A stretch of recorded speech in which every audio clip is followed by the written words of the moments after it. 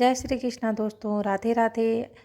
आइए हम कार्तिक महात्म्य के 30वें अध्याय की ओर प्रवेश करते हैं।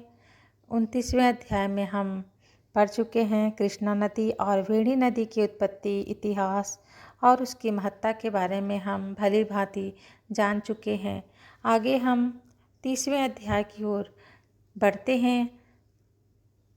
आइए हम प्रारंभ करते हैं 30वें अध्याय। भगवान कृष्ण ने कहा, हे प्रिय, नारद जी के वचन सुनकर महाराजा पृथु बड़े विस्मित हुए। अंत में उन्होंने नारद जी का पूजन करके उनको विदा किया।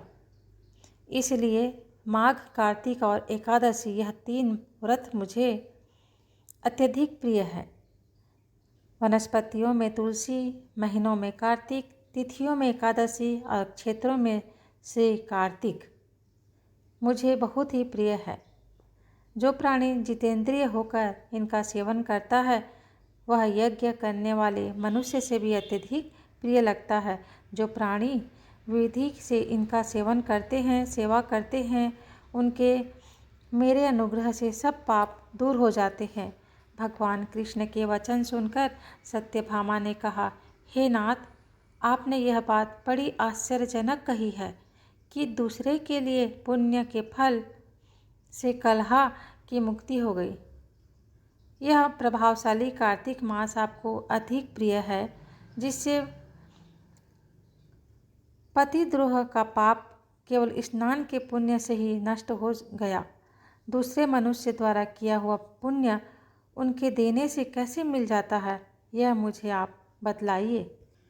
तब भगवान कृष्ण ने कहा, बिना दिया हुआ पुण्य और पाप जिस कर्म द्वारा मिलता है सो सुनो।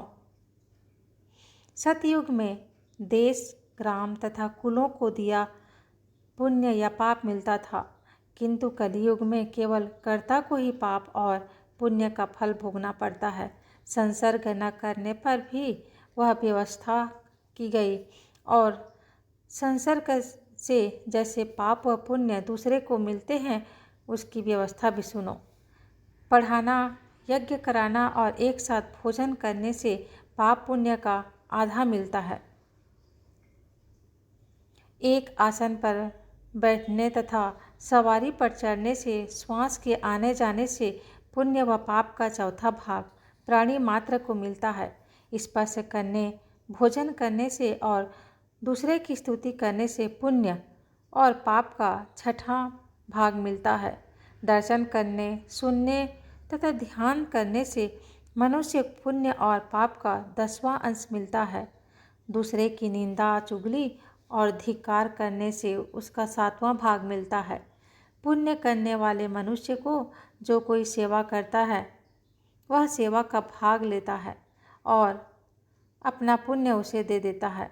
नौकर और शिष्य के अतिरिक्त जो मनुष्य दूसरे से सेवा करवा कर उसे पैसे नहीं देता तो वह सेवक उसके पुण्य का भागी होता है।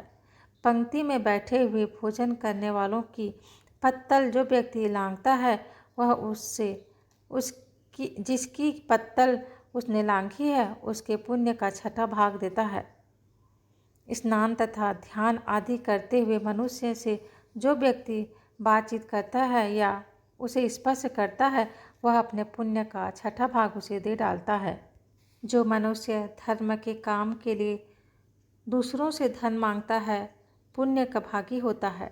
ठीक उसी तरह जिस तरह की दान करने वाला पुण्य का भागी होता है, जो मनुष्य धर्म का उपदेश करता है और पश्चात श्रोता से याचना करता है वह अपने पुण्य का छठा भाग उसे देता है।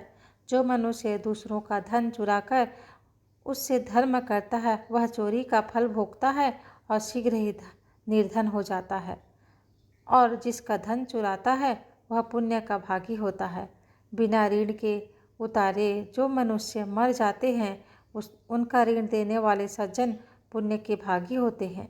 शिक्षा देने वाला, सलाह देने वाला, सामग्री जुटाने वाला तथा प्रेरणा देने वाला यह पाप और पुण्य के छठे भाग को प्राप्त करते हैं। राजा के पाप पुण्य के षष्टांग का भोगी होता है। गुरु शिष्यों का, पति पत्नी का, पिता पुत्र का स्त्री पति के लिए पुण्य का छठा भाग पाती है। पति को खुश करने वाला आज्ञाकारी स्त्री पति के लिए पुण्य का आधा भाग ले लेती है।